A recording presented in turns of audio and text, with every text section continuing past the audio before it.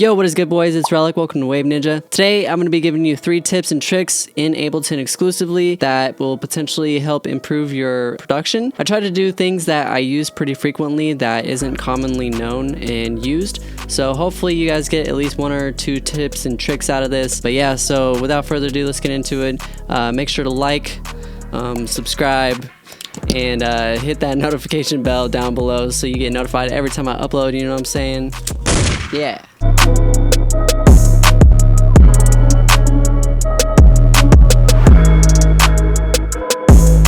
Alright, so before I get into the tips, I just want to recommend that you guys check out Live Enhancement Suite if you already haven't. It basically is kind of like a really sick macro tool that you can use in Ableton that gives you a lot of extra features that you typically wouldn't be able to use. Like for example, the double right click to access all of your plugins and stuff like that that you would create a list for. So I can just access these just from a double click of the button instead of like have to go to the browser on the sidebar. And there's also a lot of really good features in there. Dylan Tallchief, which is another YouTuber, made a whole video on it, so I would definitely recommend that you check that out if you're interested. I will leave a link in the description.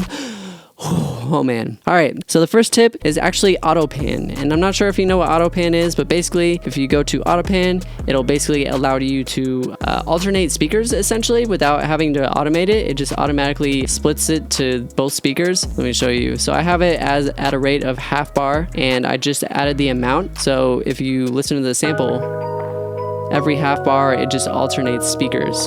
You can change the rate, all that stuff. Really cool tool. I don't really use it typically for this too much, but I do use it as a tremolo, which is kind of my tip. And basically what you can do is instead of having it alternate speakers, you can lower the phase, and you can also change the pattern of how you want it. Typically it's just a sine wave, but I also have it this like triangle, kind of a cute triangle looking thing. And I turn the amount all the way up, and basically it adds this almost like volume ducking effect. I usually have it a little faster though.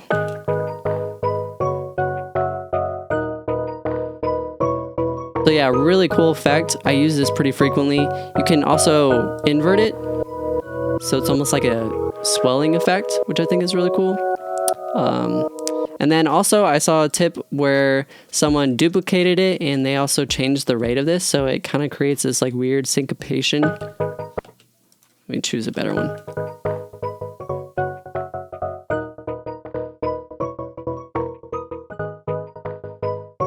Yeah, so as you can see, you can get a lot of different variation out of it. I think it's really cool. Another way that I've seen people use it is in the song Zanny by Billie Eilish. In the chorus section where it kind of has that almost like blown out speaker kind of sound on her voice. I don't need a Zanny. You can basically do the same thing. Basically, instead of having it on the music note or whatever, you can change it to like a freeform type of thing and change the rate to have it really fast. So you can hear my tag right here. This is how it sounds on its own. If you steal this beat, I'm gonna fuck you in the ass. And then when you add this, if you steal this beat, I'm gonna fuck you in the ass. If you steal this beat, I'm gonna fuck you in the ass. If you steal this beat, I'm gonna fuck you in the ass. So as you can hear, it kind of gives it almost like a choppy, kind of blown out effect. Especially if you have like a bass under it and you like compress it. It kind of gives it that almost like, I guess like SoundCloud limited too hard kind of sound, which I think is really cool. But you definitely have a lot more control over it. And you can change the hertz to whatever the key of the song is, just to, I don't know, I guess give it a little more of like a realistic effect, which I think is pretty cool. The second tip is actually audio effect racks. And you can basically use this as like a way of parallel processing. I don't typically use like sends and returns anymore. I basically use audio effect rack. So basically I have this melody right here. Super basic, nothing fancy. But one thing you can do is, I really like doing this a lot. I did this on my live stream that you can check me out on twitch.tv/waveninja. I just use the wave sound shifter pitch and I move it up 12 semitones, which is an octave.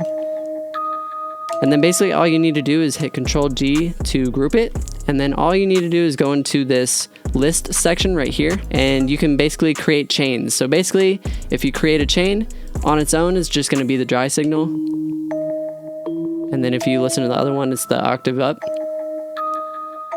And then you can add any effect you want. So I'm also gonna add maybe a reverb, maybe increase the mix, high cut it, lower the size.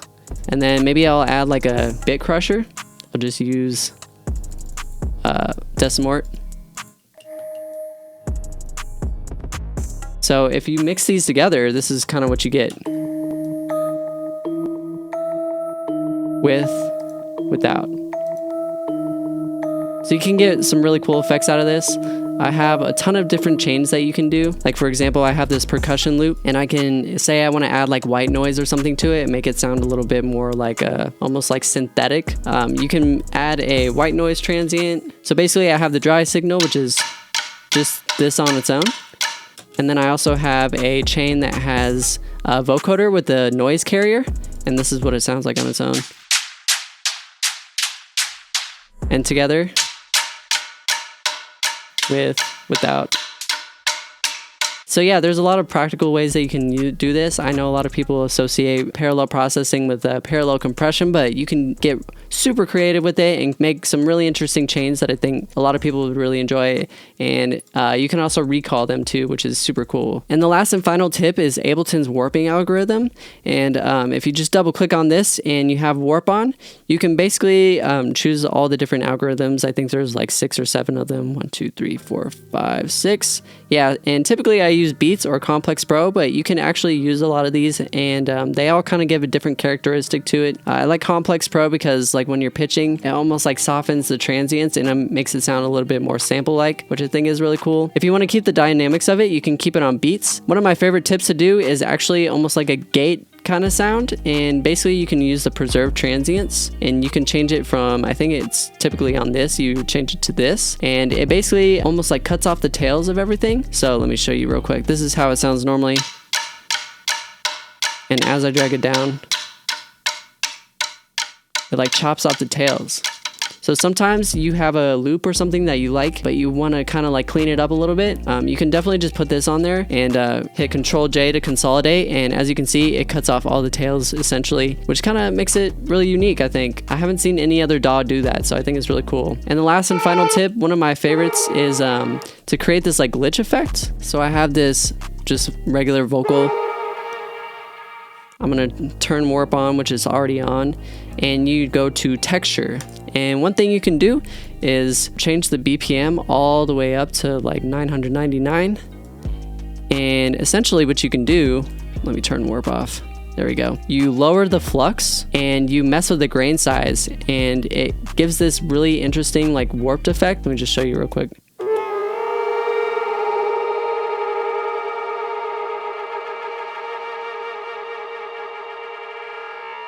Yeah, and then what you can do is you can create a resampling track. Just create an audio track, resampling, and then you hit record. Just arm that. Whoops, arm this one. Record.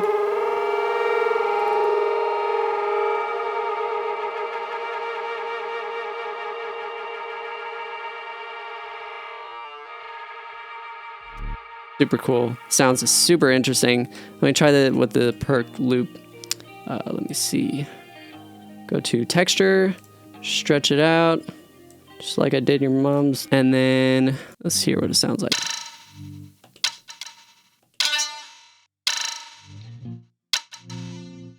As you can see, I cut off the tail of it, but you can hear that it's like giving all these weird glitchy effects. So you can basically take the drums that you made and you can like resample them out and do this effect, and it's super cool. But yeah, those are my 3 tips. Hopefully you guys got at least 1 or 2 tricks out of that. Hopefully I didn't go on for too long. I know I was talking for a while. I'm kind of like short of breath now. But yeah, thanks for watching. Make sure to like and subscribe if you want to see more content. And yeah, I'll see you guys in the next video.